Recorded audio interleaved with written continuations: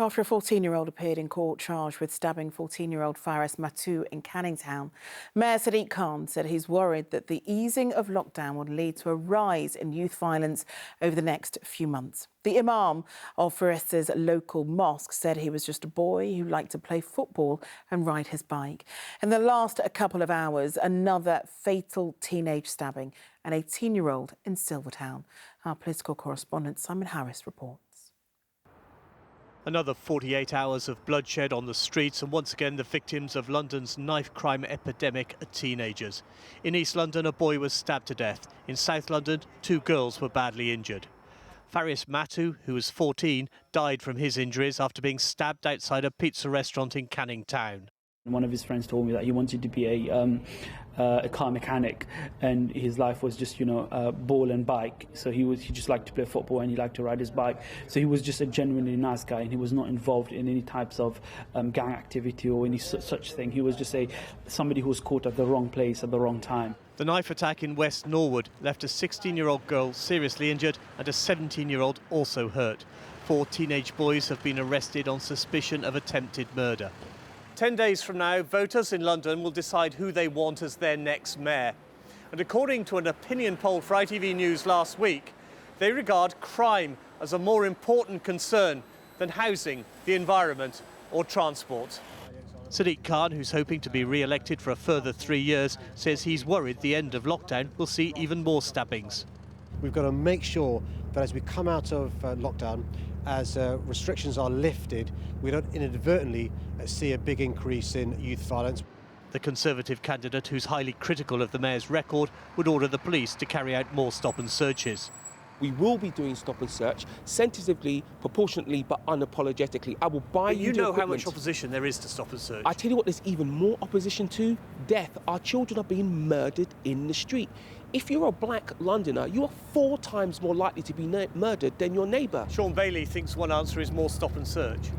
Well, look, Sean Bailey says different things on different days of the week. As we approach May the 6th, you'll see even more fantastic and remarkable promises and pledges and numbers. Do you disagree with being thrown about from him. I'm quite clear. Stop and search is a useful tool when used properly and proportionally. I want to see policing resources diverted away from blanket stop and search and put more into local communities and into problem solving. What I would do is create a London Youth Service to coordinate after school activities for young people so they have alternatives to a life of crime. The teenager charged with Faris Mattu's murder is, like the victim, 14 years old.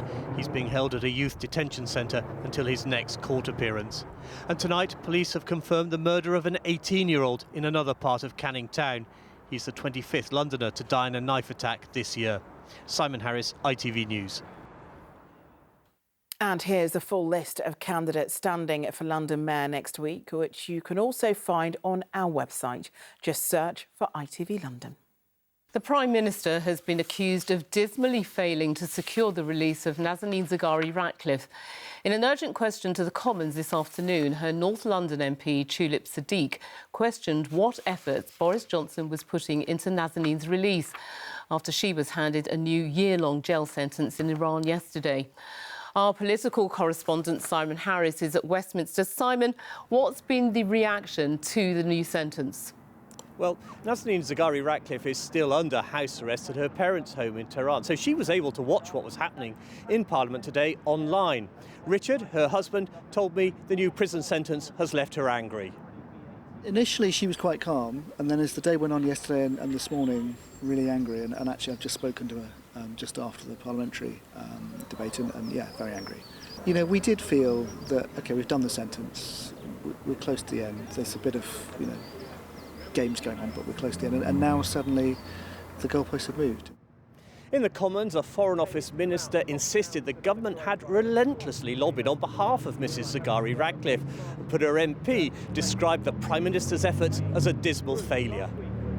The Prime Minister did not even arrange UK officials to attend Nazanin's recent court hearing, which might have ensured that she got a free and fair trial. He still hasn't got his government to pay the £400 million debt that we as a country owe Iran. Her anger and frustration is misdirected because Nazanin Zaghari-Ratcliffe and the other British dual nationals held in arbitrary detention are being held by Iran. It is on them.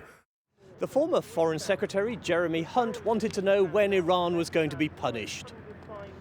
Ultimately, what are the consequences going to be for Iran of continuing with hostage diplomacy? Because otherwise it's all bark and no bite. Richard Radcliffe said he supported targeted sanctions against key members of the Iranian regime. It's where you say, OK, this is a bad act, this is human rights abuse, these are the people that are responsible for it, and so we're sanctioning them as individuals, which means travel ban and asset freeze. Nazanin Zaghari Ratcliffe's lawyers plan to appeal the latest prison sentence. The couple have decided not to tell their daughter Gabriella what's happening until they know for certain if her mum is going back to jail. Bronte. Thank you, Simon. More than half of all London boroughs are now recording COVID infection rates below the national average. The average is currently 25 cases per 100,000, while the latest figures show 65% of Londoners have antibodies to COVID-19. Reasons to be positive, but in the last hour, the Health Secretary has said the public still need to be cautious. Our political correspondent Simon Harris reports. It wasn't the nicest day for an outdoor meal, but in Islington, people were entitled to feel a warm glow. For this inner city borough has the lowest infection rate of anywhere in London, just 11 cases for every 100,000 people. I have fears that there will be new variants in the future to come. I don't think we're going to live a life without lockdown. I think we will see them again in the future. I'm just off to Giovanni's in a minute to get my hair done. Literally, can't wait for it. But I do actually feel like, thank God, there's a bit of life back in the world. Do you know what I mean? I feel like I'm well protected with the vaccine, but I'm a bit anxious about what it means for example, my children. You know, are they going to be able to enjoy the freedoms that we did when we were teenagers? Lockdown did the job of lowering infection rates. Now it's up to vaccines to keep a lid on it. New figures released today suggest more than half of all adults in Britain have COVID antibodies. And in the capital, more than 3.5 million Londoners have now been vaccinated. The number of new cases is now at around 25 for every 100,000 people. In London, 18 boroughs are recording infection rates below that average figure, while 14 London boroughs are still showing case numbers above the average. Ealing is one of them. This church was being used as a vaccination centre today. The borough has a high number of households where 3 generations of the same family live under one roof. Actually, we saw a lot of families where the grandparents had COVID, the parents had COVID, and even some young children had COVID as well. So, but we've seen a real shift change since the vaccination programme has started. We've seen less and less of that. Those being jabbed today learnt the vaccine is thought to significantly reduce the transmission of the virus within households. It's nice to see some friends and go out and enjoy some time together, having been locked away for so long. If you want to fit into society, you're going to have it, really. I'm going to continue to be careful, which you should do, but yeah, it's great. And from the government tonight, a message of caution. The situation in India is a stark reminder that this isn't over yet. It shows how important it is that we are vigilant here at home. But the dwindling infection rates and growing number of people vaccinated are both playing a part in making many Londoners feel more relaxed and confident. Simon Harris, ITV News, Islington. Good evening. With a week to go until the London mayoral elections, the current mayor, Sadiq Khan, believes the race is getting closer. The latest ITV News London poll puts Mr Khan on 41% and his Conservative challenger, Sean Bailey, on 28%. This morning, Mr Bailey set off on a 32-hour bus tour of all 32 London boroughs to try to convince voters to back him. Our political correspondent, Simon Harris, reports. 1 week out from polling day and the campaign was all about road trips. The Tory candidate set off for a marathon journey on his billboard battle bus. This is my 32-hour tour, 1 hour in every borough. We've been doing all the boroughs in London. It's the launch and the final phase of the campaign. It's a great opportunity to get out and speak to Londoners once again. Not to be outdone, Sadiq Khan is embarking on his own 32 borough tour tomorrow, but his will take a week. Over the course of the next week, we'll be visiting all 32 boroughs, many for the second, third, He's fourth doing it time. in 32 hours. Is this a case of the hare and the tortoise? Well, I think it's the case of the Tory candidate not wanting to stop and speak and listen. The Lib Dem found time to sample a half or two on Bermondsey's Beer Mile to show support for the brewing industry. We've got over 100 small independent breweries in London, and they desperately need support. Many of them haven't been eligible for the grants that the government has given out to the rest of the hospitality industry, but we should be supporting them and making sure that they can thrive in the future. The Greens candidate went to Walthamstow to talk transport. Today I'm promising all the people in Outer London who feel like they're forced to own a car that they'll have better options under a Green Mayor. I want to improve all the aspects of transport in Outer London that they're missing out on. Things like dangerous junctions that make it harder to walk and cycle the journeys that you want to take.